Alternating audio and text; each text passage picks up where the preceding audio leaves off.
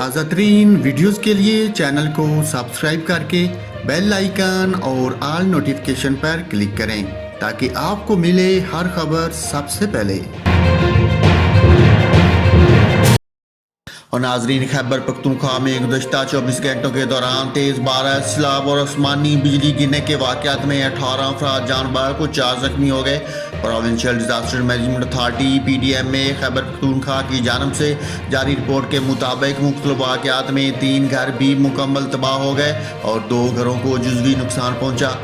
PDMA کے مطابق وزیر اعلیٰ محمود خان نے ریسکیو اداروں اور ضلعی انتظامیہ کو امدادی کارروائیاں تیز کرنے کی ہدایت کی۔ PDMA کا کہنا ہے کہ تورگھر متاثرین میں امدادی سامان اور اشیاء خورد و نوش تقسیم کی گئی ہے۔